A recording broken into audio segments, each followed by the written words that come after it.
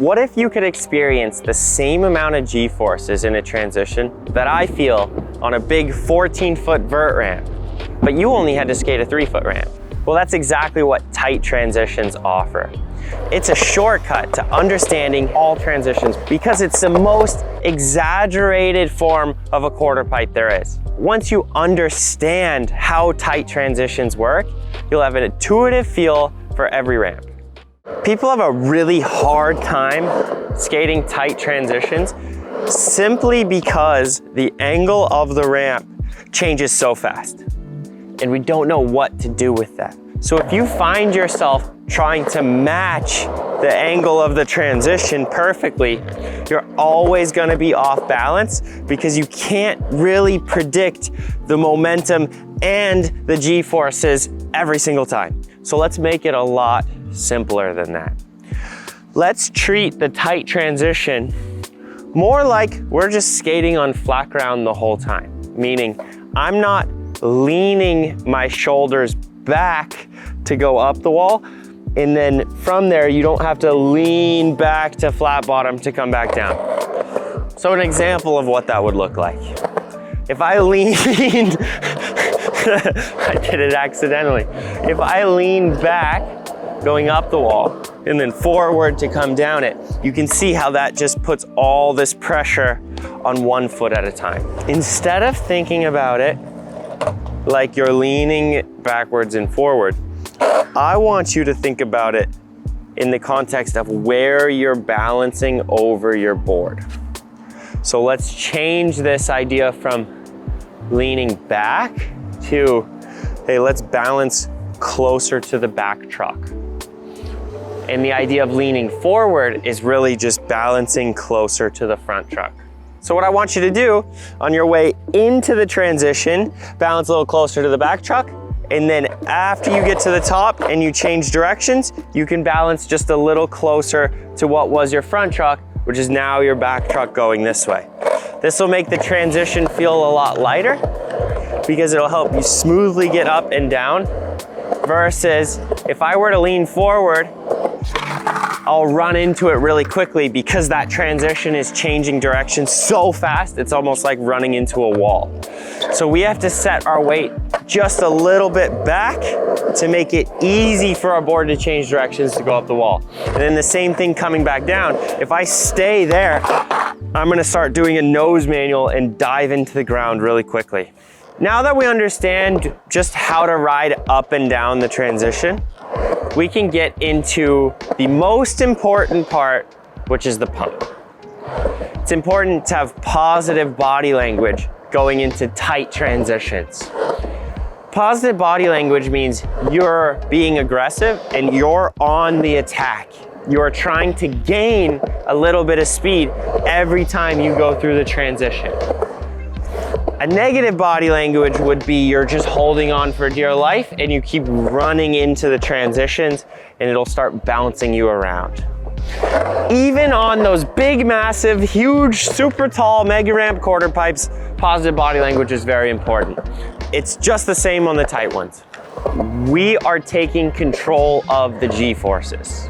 We are the ones applying the pressure into the ground. We're not letting the quarter pipe smash us down. So in your setup, as you're going towards the wall, I want you to take a partial squat and feel how much weight is in your feet in the ground, okay? Connecting your feet to your board and to the ground on your approach is one of the most important things you can do in skateboarding at any level. Oftentimes, skaters will bounce a lot and they'll never really have a consistent pressure into the ground. It's really important that we do that in our setup so we can then feel our way through the transition and stand up so we can give it a little bit of a pump.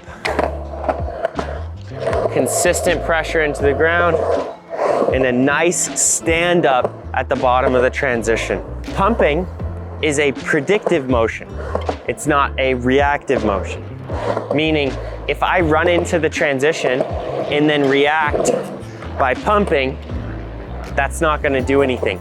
I have to see it coming and judge my speed, and then predict how hard I need to straighten my legs, or essentially how hard I need to jump off of the ground. One of the great benefits of tight transitions is you can gain a lot of speed with one single pump.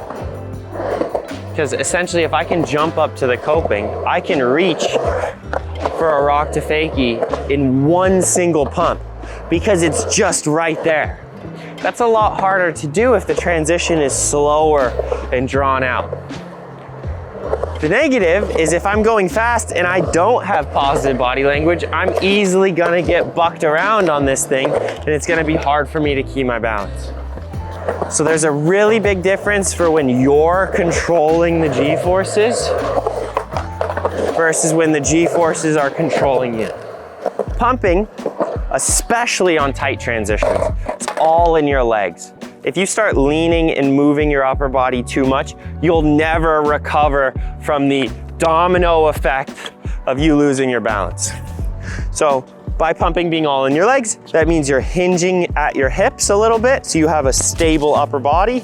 You bend your knees like so, and then you straighten your legs without really moving your upper body.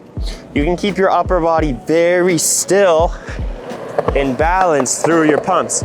Oftentimes, skaters of all levels will pull on their upper body as they start this jump, and that makes it really hard to stay balanced and to continually predict the transition.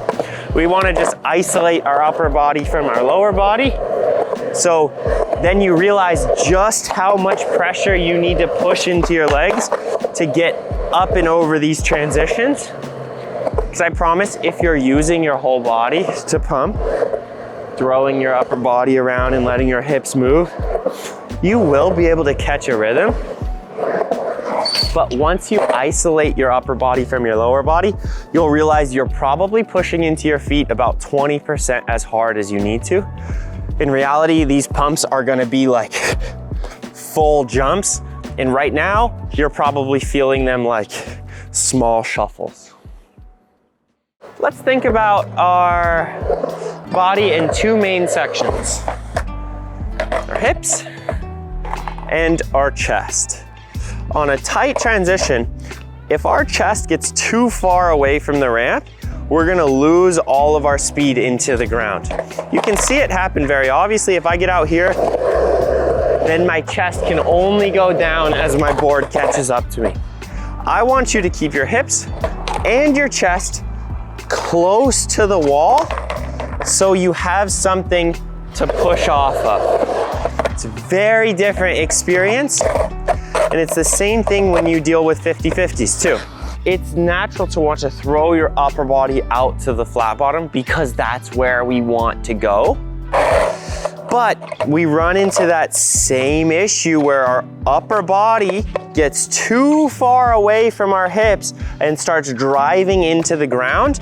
And the only thing we have left to do is to catch yourself and slow down. Where if we can imagine keeping our chest more directly over top of our hips, but over the front of the board, we're in really good shape to have consistent pressure up against the ramp, have something to push off of, give us positive body language through the transition, and allow us to make this tight transition feel very soft. Softer the transition, the faster you'll be going. Actually, most people don't know this, that when they're trying to pump, they think that they should make the transition feel as heavy as possible, because that means they're getting the most feedback. It's just further from the truth. When you have a strong pump, you should barely feel the transition at all because you are just gliding through it and gaining speed. You feel all your weight in the ground in the flat bottom, not in the quarter pipe.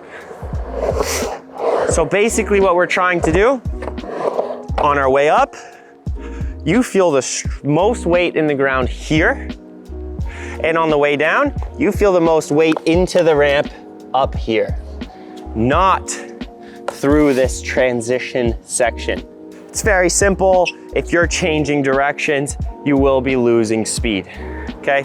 If we think about what would the fastest pump up this tight transition be? How would we gain the most speed?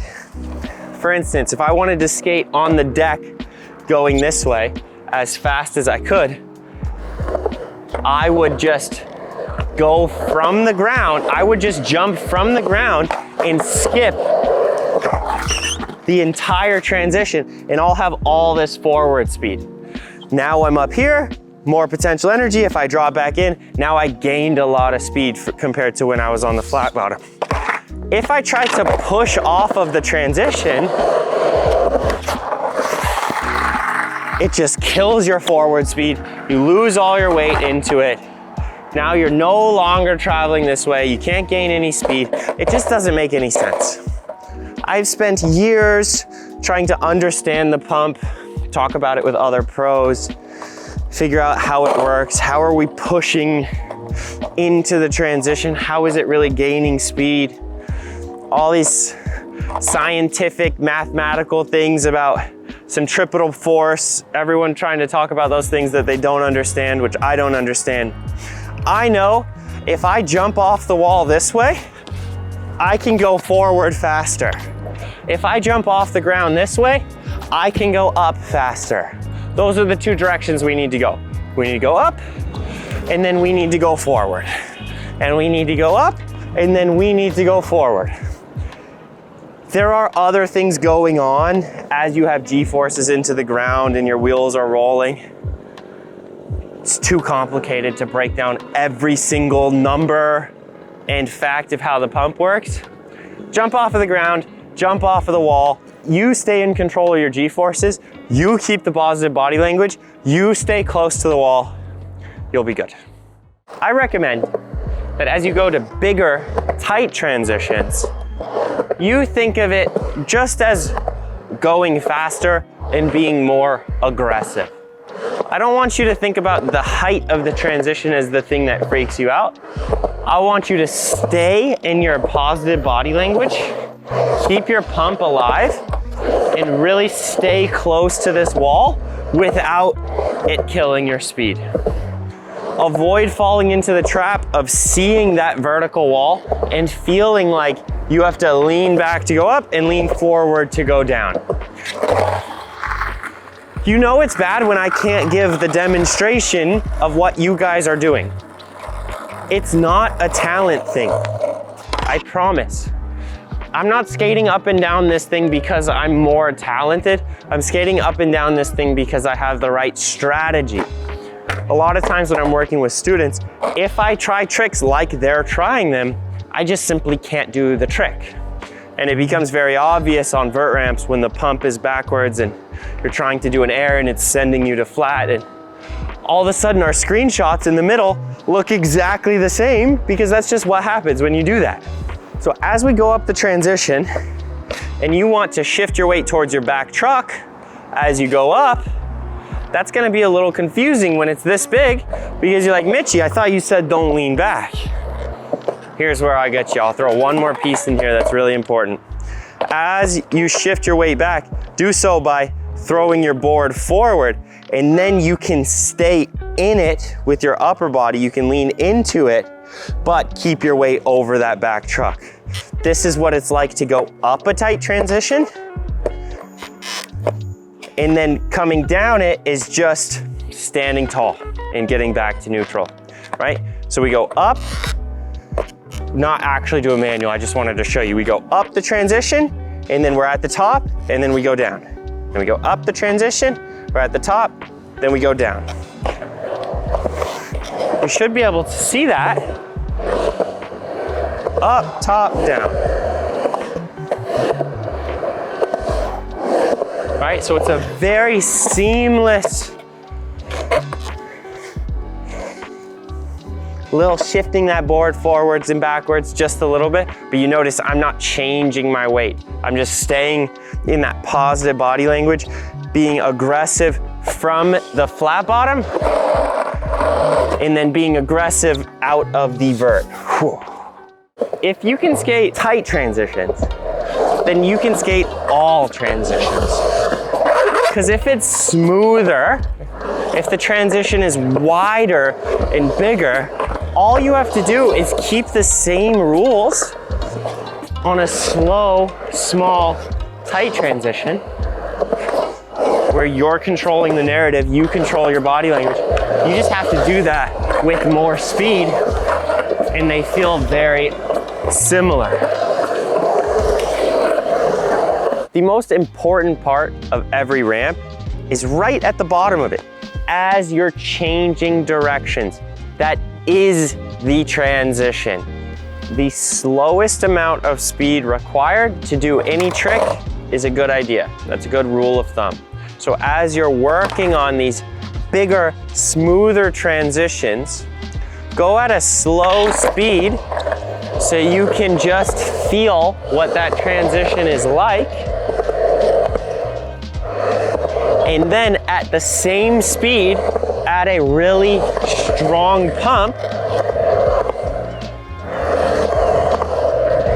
And then once you get comfortable with that, maybe you do that 10 or 20 times, a strong pump at a low speed, then you turn it up just 1 or 2%. You go a little bit faster, but you keep your strong pump. If you get nervous, slow it back down, work on pumping, and then get comfortable again, and then go faster. You're really walking yourself up the entire transition using the skills that you learned on a small 3-foot tall quarter pipe. But now you're skating to the top of a 8-foot tall bank. The physics are exactly the same. Everything will just be more spread out and elongated.